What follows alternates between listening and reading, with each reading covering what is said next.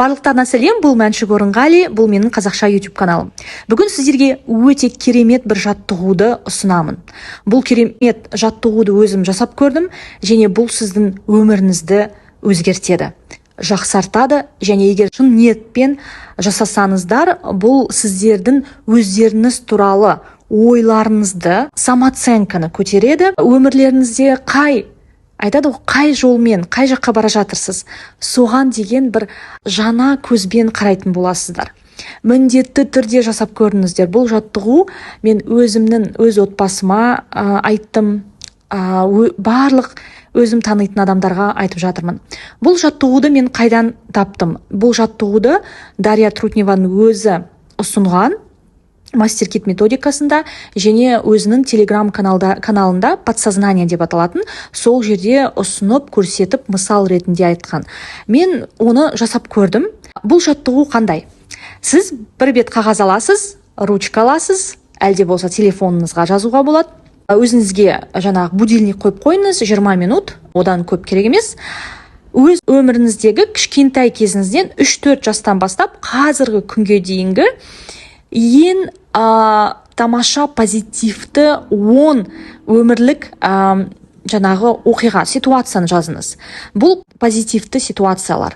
Бұл өміріңізді өзгерткен оқиғалар. Мысалы, өзімнің 10, орысша айтқанда, 10 важные события, которые поменяли, сіздің өміріңізді өзгертті. Бұл позитивті, жақсы болған нәрселер. Мысалы, мен өзімнің кішкентай кезімде мен тақпақты ұзын поэма сияқты тақпақты жаттап, мәнерлеп бүкіл жаңағы соревнования, яғни қатысқанмын. Кішкентай балдармен, мен жасым 6-7 жаста болған.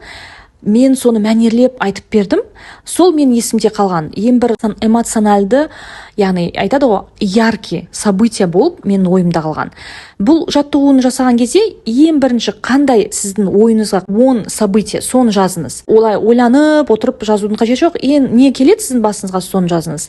Мысалы, мен мектеп кезінде биологиядан научный конференция қорғадым. Сол кезде мен сол научный өзімнің презентациямды бәрін жаттап алдым да, күн сайын оны жасап, сол күні кәдімгідей дұрыстап тұрып оқып бердім. Бәрі таң қалды, және мен 3-ші орын алдым. Өзімнің туған күнімде маған жаңағы 3-ші орын берді. Ол кезде маған кез келген университетке Қазақстан бойынша биология саласында маған грантқа түсуге мүмкіндік берді.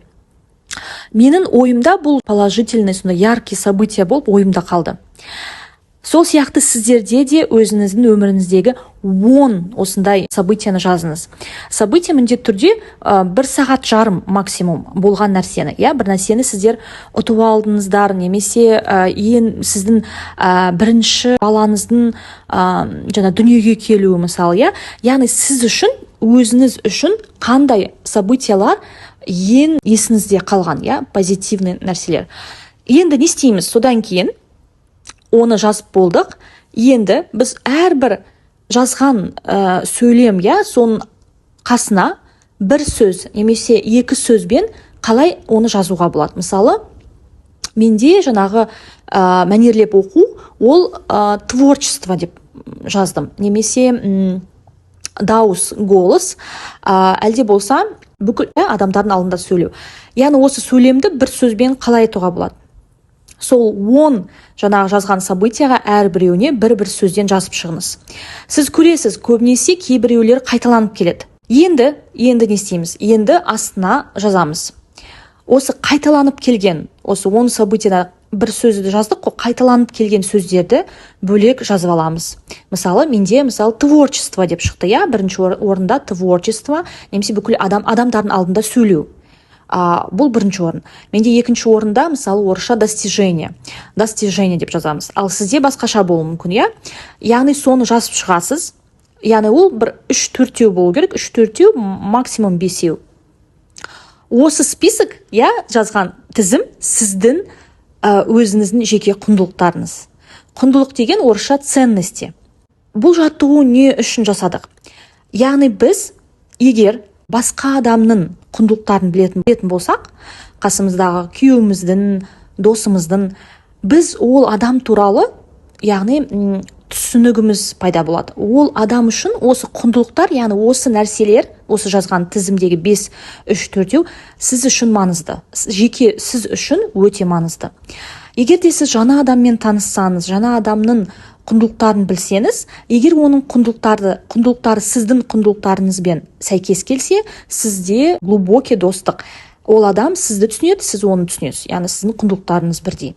Және бұл жаттығу сізге де жақсы мәлімет береді. Сіз кімсіз? Сізге не нәрсе маңызды? Және өмірде қазір қай жолға сіз бара жатырсыз? Егер сіз өз өміріңізде күн сайын осы құндылықтарға сәйкес іс-әрекет жасасаңыз, сіздің өміріңіз бақытты болады.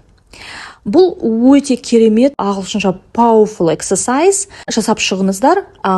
Әрбір адам егер өзіне жасап шықса, жаңағыдай честно, осы список бір жерге сақтап қойыңыз, кез келген моментте, кез келген кезде көңіл күйіңіз түсіп кеткен кезде, самооценка түсіп кеткен кезде, осы 10 өміріңіздегі важный событияны оқып шықсаңыз, жеңілденіп қаласыз. Және өз құндылықтарыңызды білу ол керемет нәрсе. Мен бұл жаттығуға дейін өзім ойлағам, менің құндылықтарым бұл орысша айтқанда здоровый образ жизни, свобода деп ойлайтынмын. Бұларды да мен қосып қойдым. Өмірімде осы жаттығуды жасау арқылы мен түсіндім, менің құндылықтарым мүлдем басқа екен. Және оны мен енді түсініп жатырмын. Жаңағы жаттығудың арқасында сіз өзіңіздің жеке құндылықтарыңызды табасыздар. Тыңдағандарыңызға көп рахмет. Осы жаттығуды жасап, қандай сізде жеке құндылықтарыңыз болды, маған комментарияға жазыңыз. Және егер де сізге менің жеке консультациям керек болса, міндетті түрде мен Инстаграм арқылы хабарласып, менімен сөйлесулеріңізге болады. Көп рахмет.